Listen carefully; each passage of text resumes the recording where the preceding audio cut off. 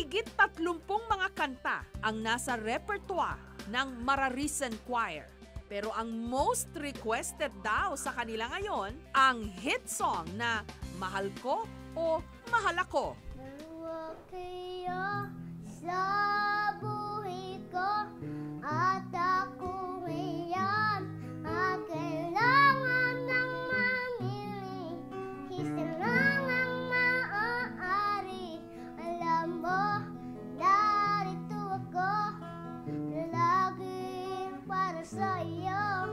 Mahal kita ng labis, ngunit iba yung nais.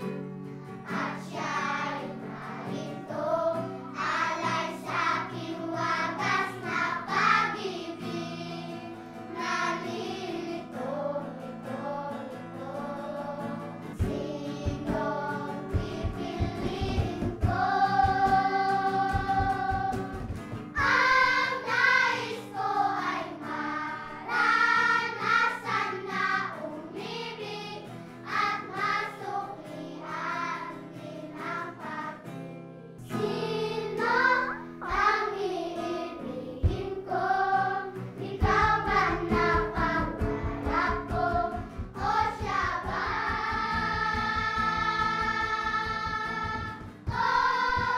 Ano ba iiralin ko? Isip, tao ang puso ko. Nalilitong ito. Sinong pipiliin ko?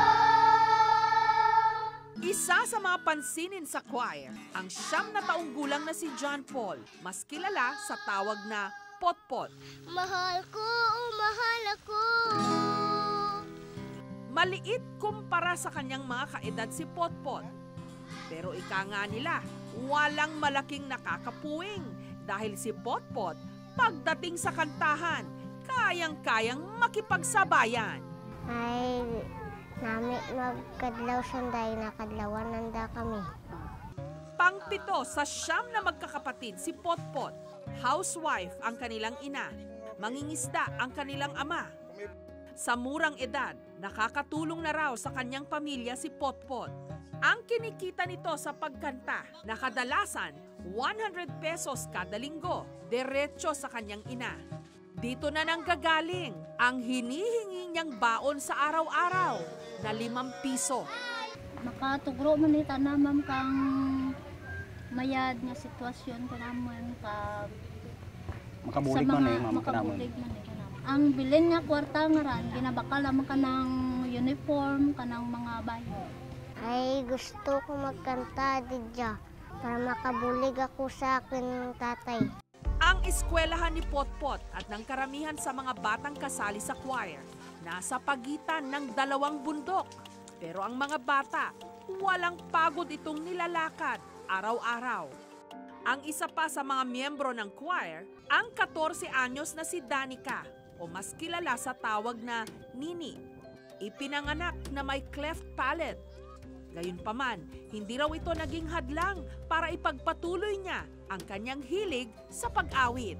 Dami ng mga lima. Amuga nag-intra ko. Hindi man mabigkas ni Nini ng maayos ang mga lyrics. Buo at maganda naman ang kanyang boses. Sino ang iibigin ko? Ikaw man na pangarap ko. O siya bang umaatok sa puso ko? Amo nagnana ang limog. Ayaw din diretsyo na na ang anta. Amo nagnana ang limog.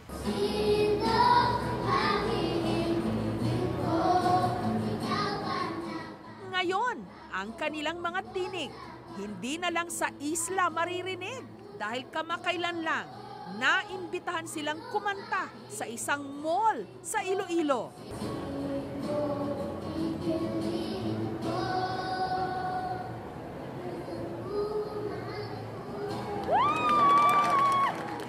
At para mas pag-igihan pa ng mga bata ang kanilang nasimulan, isang mensahe ang ipinaabot ko sa kanila. Sa mga bata ng Mararisen sa Kulasi Antique, kamusta kayo dyan? Balita ko ang gagaling nyo raw kumanta.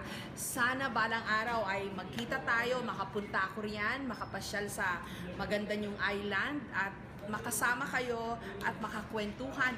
At ang pinaka-importante sa lahat, marinig ko ang inyong malaanghel na boses. Mag-aral kayong mabuti, ipagpatuloy nyo ang pag-share sa inyong talent at maging mabait sa inyong mga magulang. Kita-kita tayo, malapit na. Ang buhay sa isla ng Mararisen, napakasimple pero ang kalikasan, mayaman, malaki ang potensyal nito. Lalo't dito maririnig ang boses ng mga anghel.